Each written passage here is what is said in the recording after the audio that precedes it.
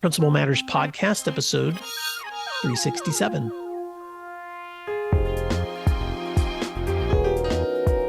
Hi, friends. This is Will Parker, host of Principal Matters, the School Leaders Podcast, where each week we bring you inspiring, innovative, and imaginative ideas for your own school leadership. This week, I'm back with my co-host, Jen Schwanke, and we're going to be talking about Heart and Head, a principal's essentials tools.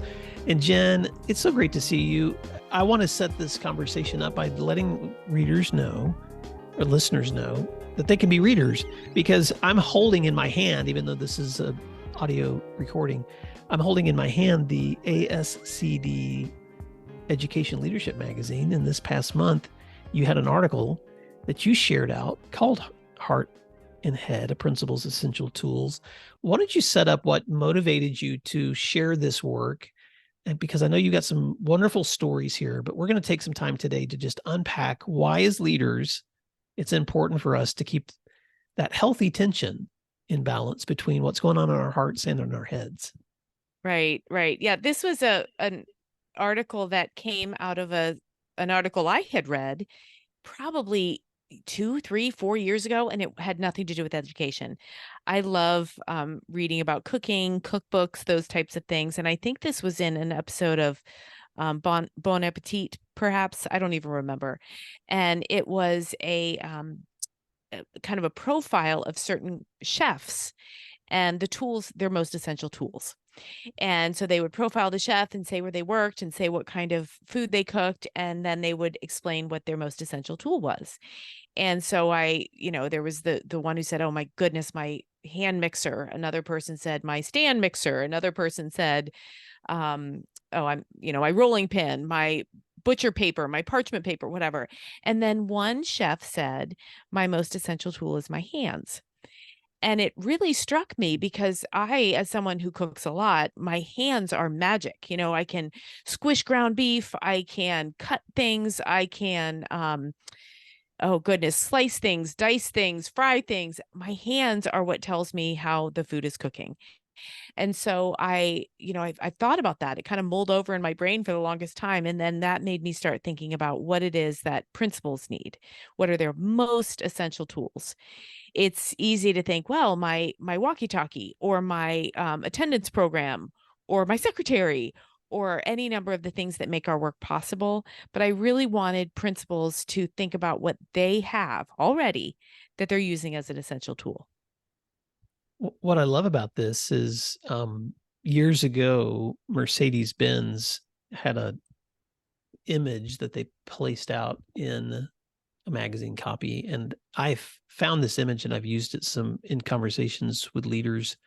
And I'll place this image up. And if you can picture it, it's an image of the brain, and it's divided in half. And on one side, the left side, you have all of these charts and analytical drawings and things that look so mathematical and stair steps and stuff.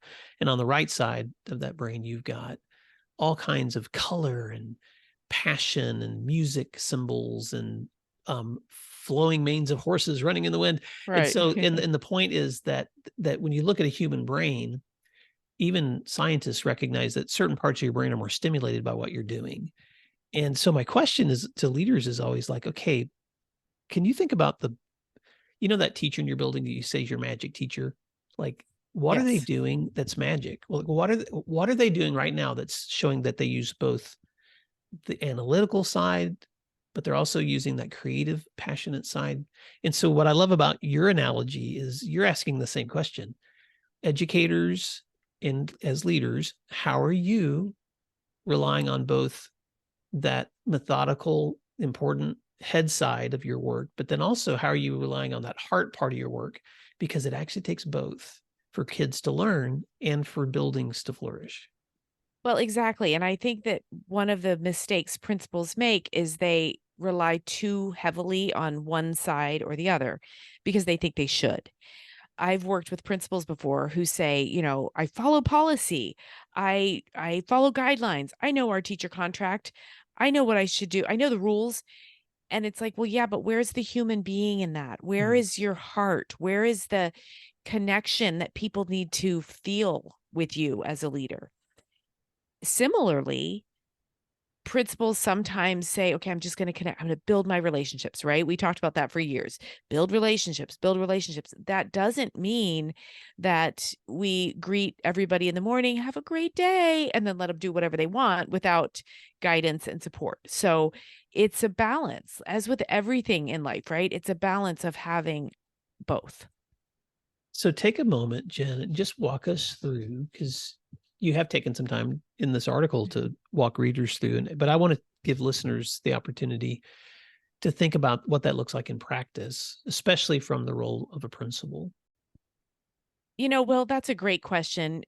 How using our heads and balancing it with using our hearts, how we do that is an exercise in balance, and we won't always get it right. But when I think about my own leadership, I think it works best when it's a cognitive, intentional decision to pull on both. And by that I mean, I think it's very important. Let's talk about something in the heart realm. I think it's very important that students, that parents, that teachers know that their principal really likes them, respects them, believes in them, right? And so it's important that when we interact with these stakeholders, we make sure they know that. Um, quick story. When I first interviewed as a teacher in my current district, one of the interview questions was, do you want your students to like you? And everything in me said, the answer they want is no. The answer they want is no. I want to be respected. I want to be, I want people to do what I say. But I went with my heart and I answered, yes, I want my students to like me. And I left the interview and I got in my car. It was 8,000 degrees outside. And I rolled down the windows and the phone was ringing, my very first cell phone. And they said, they offered me the job. And I said, oh, I didn't know about that question. And the HR director said that was exactly the right answer. Of course, we want our students to like us. And I think that applies for leaders. Our students, our teachers, they need to know that we're there, liking them, respecting them, and believing with them. So you have to approach interactions with that mindset and then balance it with what you know in your heads. What does the research say about what's best for students in this situation? What is the curriculum telling me to do? What is my policy telling me to do? And then you can kind of guide your response based on that balance between the two. I love that. Okay, I'm going to ask you to do something for listeners I thought you did so beautifully in this article, which was describe what making decisions looks like when we're using our hearts, and then describe what making decisions may look like when we're using our heads. Well, I think it depends on the situation, honestly, Will, because we have to evaluate all situations that come to us for what they are. You and I were talking offline right before we recorded this, and we were talking about sometimes there are issues that feel really, really big and they're just not. And we can let our hearts get us wrapped up in something that isn't going to move the needle at all in terms of our students and their experience. And so that's when we need to decide, hey, wait a minute, is this a thing? If it's not a thing, how do we let it go? How do we move on? So that's just one quick reaction to that question, Will, because I think every situation is so different. We have to cognitively and intentionally think, what's needed from me here? When do I use my head? When do I use my heart? And you and I had kind of jotted down some examples I think that we could kind of work through to let our listeners know when to use that. Yeah. So let me ask you about that, because, and I'm pushing here on purpose, Jen, because as I always picture myself as the listener, I'm like, okay, this is great. I need to keep in mind this tension and this balance between my heart and my head in my practice. What is that going to look like in real life? So can you talk for a little bit about what, for instance, student discipline or even discipline with a teacher? So what might that look like when you're using both the heart and the head in those situations? And this happens to principals, 100 times a day. Yes, people behave badly. People make mistakes. People do things that don't fit into what we want from our schools. And so I think it's easy for principals to go too far either way. So let's say there's been a fight in the lunchroom.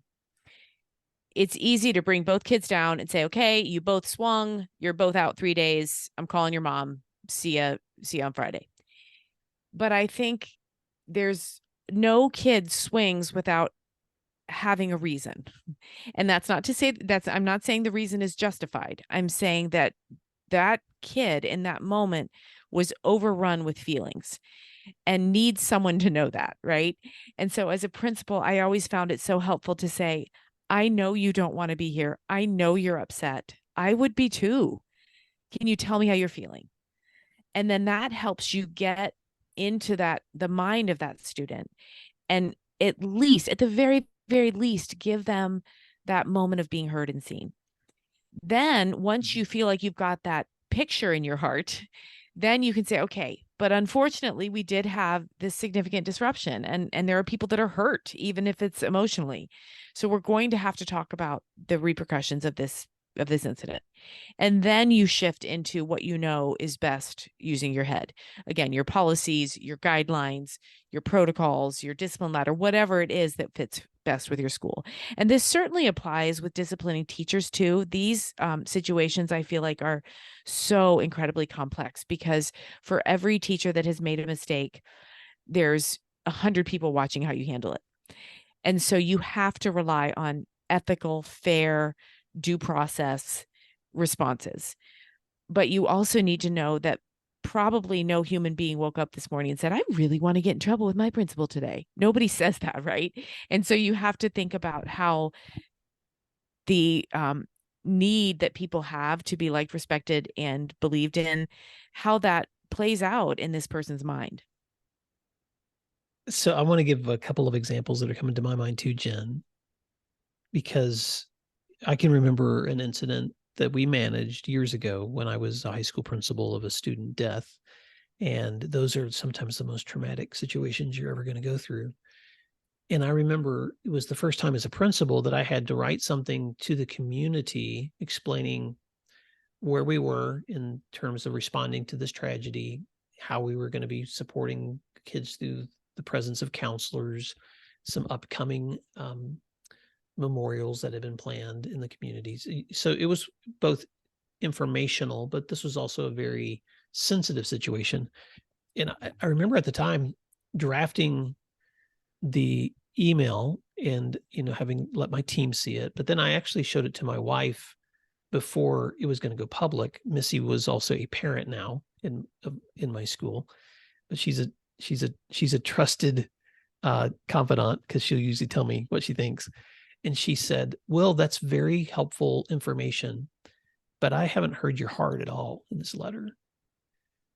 I think you should first acknowledge like the sorrow of the situation before you go into the information.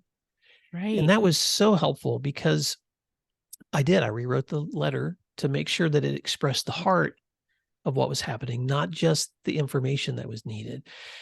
And that little tip, again, Jen, was just an example of her recognizing that head-heart tension. Right. But it's something to keep in mind when you think about your communication. How are you communicating in every situation, both the heart and the head, in what you're saying to students and community members? Well, and let's flip that. Let's say you were a different leader and you had written an email or compiled information that said, what a loss, what a tragedy. We're in such pain. We'll get through this. Signed, Will Parker. Somebody might say, well, yeah, where's the information? What are we going to do? Where's the counselors? Right. What's the timeline? Mm-hmm. So it's easy. Your example is spot on, because had you gone too far the other way, you wouldn't have told people what they needed, which was reassurance that, hey, somebody's leading this, somebody's in charge, somebody's thought of all these components. Yeah. And so that's why you and I talk a lot about having somebody else read our work or bounce ideas off. I think that's what's important, because you could say to someone, this is a great tool for our listeners to walk away with today. They could say to a trusted confidant or a secretary or an assistant, can you make sure that both my head and my heart are reflected in this? Or can you look at this staff meeting agenda? Do we have enough things that are going to make people feel good about the work that we're doing, in addition to the facts that we're giving them? Mm-hmm. So I think we can intentionally articulate the need to balance both head and heart. So Jen, I'm actually going to read you back to you because I just thought this was so helpful. I want to read back to you thoughts that should be in your mind, leaders, if you are making decisions with your heads. I'm going to read that first, and then I'm going to read back to you some thoughts that leaders should keep in their minds if they're making decisions with their hearts. Are you ready? I'm ready. So when you make decisions with your heads, and these are your words, Jen, but I really like them. Others will know. 1, decisions are made using data knowledge and stakeholder input. 2, my principal knows the policies and guidelines and laws and mandates of our school and system. 3, my principal understands my contract and negotiated agreement and implements it in language in a reasonable and fair way. 4, my principal knows what I teach and can provide helpful feedback so I can continuously improve. 5, there are protocols and processes to ensure fair, equitable, and inclusive environments. And 6, best practices are implemented and we evolve with the needs of our students. All of those are very smart, knowledgeable expectations that our people should have of their principals. Support for Principal Matters comes from School CEO. School CEO is a research and perspectives magazine for superintendents and other K-12 leaders powered by Apogee. School CEO has many resources. First and foremost, their quarterly print magazine. Explore schoolceo.com to explore how you can market the strengths of your schools. You can sign up for their newsletter and subscribe to their podcast. And you should also look into the School CEO Conference, which brings keynote speakers together to explore how to build a better brand and culture in your school. Learn more at schoolceo.com. Support for Principal Matters comes from DigiCoach and its walkthrough tool. I want you to picture walking through classrooms, observing teachers and students.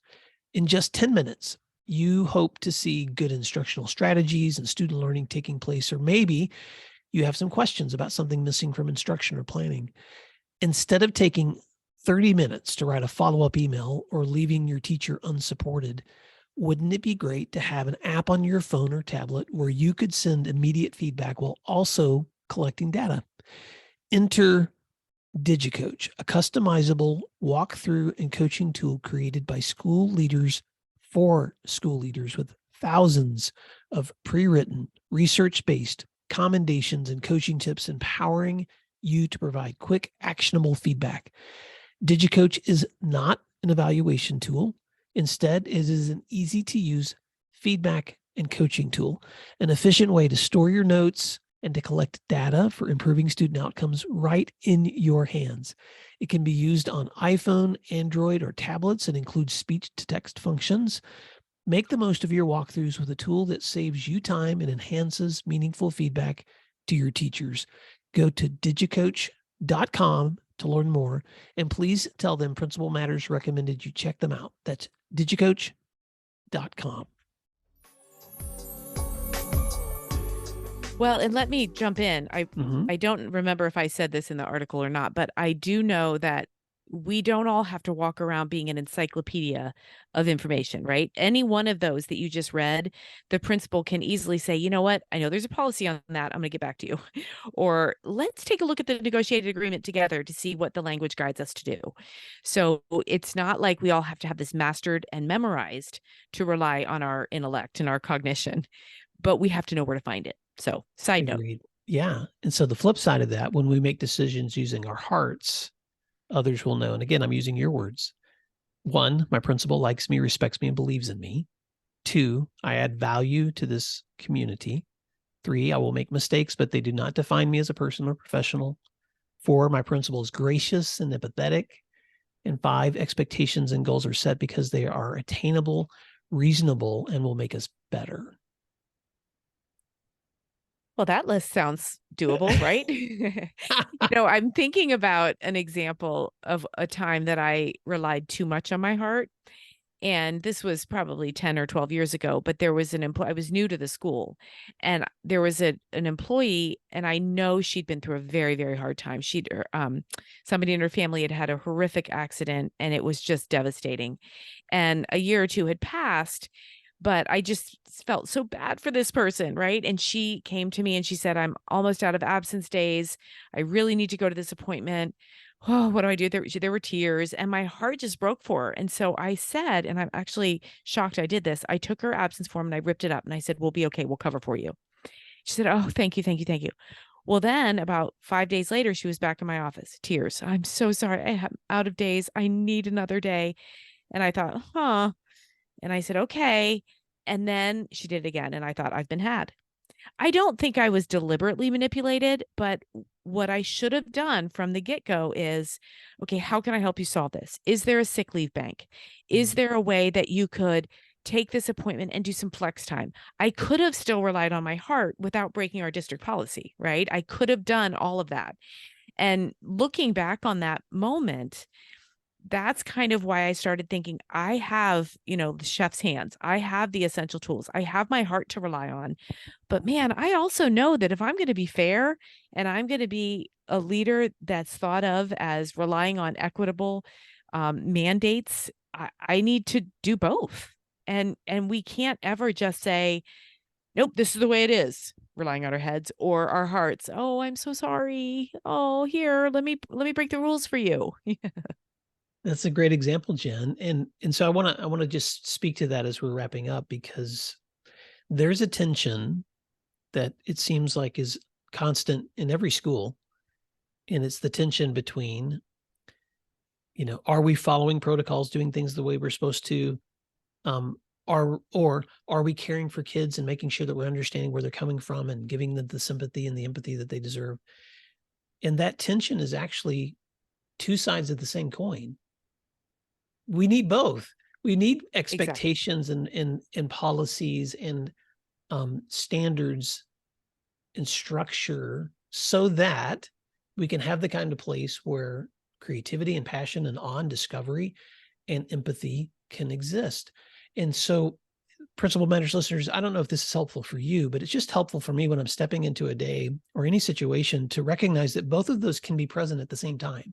Right. And maybe if you discover you have a strength area where one of those tends to be your default, then maybe you need to rely on other people on your team to call you out if you're leaning too hard on one side and not the other. Or maybe you need to make sure that the people you're bringing into your leadership teams reflect that complexity of both of those things at the same time, because it's not that one is better than the other. It's that both are necessary if we're going to have the kinds of place that we want our kids to go to school. You know what I started to do? It's a little trick, but I'll often run meetings where we're making a plan, right? And everybody knows their roles, their responsibilities, and what we're going to do when we walk out of the room. I used to say, okay, sound good? How does this sound, everybody? What I started to say is, okay, how's this feel? Because what it did is it allowed me to bring us back to the heart. How does this feel? Does it feel good? Does it feel like we're doing the right thing? All right, how does this feel to everybody? And often I'll get, oh, it's great. But sometimes somebody will say, it doesn't feel right. And I'll say, okay, tell me more. Because that's a way, again, to bring us back to head and heart. Jen, I'm going to tell one more story that I'm hesitating on how to tell this because I don't want to come across too hard. But I think if I'm thinking it, maybe it just needs to be said. But I was sitting across from a mentor friend of mine a couple of years ago. He coaches principals in his retirement years. He was a high school principal for decades, and now he gets to be in the role of coaching younger leaders. And he told me, we were having lunch together one day. He said, well, I was having a conversation with a principal about the importance of heart and head. And we were talking about, the need to care for the people that whatever it is that you're doing, because people can tell when you care. And he said, this young leader responded back to me, I know that I'm supposed to care, but most of the time I just have to pretend it. And we both stopped in that moment and just reflected on I wonder how long this person's going to last. And so I just, right.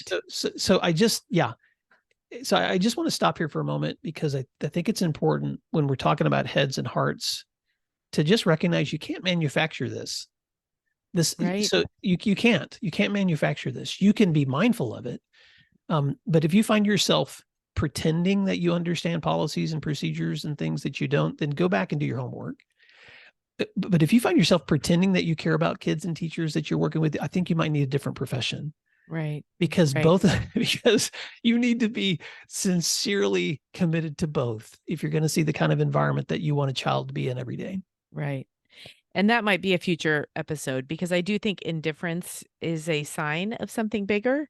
You and I have talked about that, just the two of us too. So I think, it's a real risk, and it's time to look in the mirror and say, oh my goodness, where did I lose my way? So, well, Jen, I know that people that are listening to this show right now care about their kids in their schools, and we get to hear from listeners, and it's so encouraging. Just this past week, you and I got a message from a listener who was just telling us in the decade plus of work that he's done in school leadership, that being able to be a part of these conversations reminds him of the priorities that he has, reminds him that he's not alone. And so, Principal Matters listeners, I want to thank you for trusting us and being a part of this community. And if you have a question for us, you've got a situation that you want to reach out for Jen or I to discuss on the show, or if you want to just reach out because you'd like to connect with us through email or set up a time to just chat by phone or Zoom, we would love to hear from you. And you can reach me at will@williamdparker.com. And Jen, how can they find you?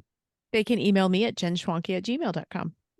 Well, I just also want to tell you guys that both Jen and I love to work with leaders and teachers. And if you have never seen, I'm going to plug you, Jen. If you've never seen Jen Schwanke in action, and I have, both on stage and virtually, and of course through her books, and please check out her work at jenschwanke.com. And of course, you can see all the work that we're doing at my website at williamdparker.com. But until next time, Jen, thank you for this wonderful article. And thank you for the time you've given to Principal Matters listeners today. And Principal Matters listeners, thank you for doing what matters. We'll talk to you again next week. Thanks again, everyone. You can find free resources like this one at my website at williamdparker.com. Check out the services link on williamdparker.com to learn more about leadership academies, mastermind offerings, and executive coaching. If you're planning professional development for the year ahead, or you're looking for keynote presentations from any of my books, please email me at will@williamdparker.com. Thank you for learning together today, and thanks again for doing what matters.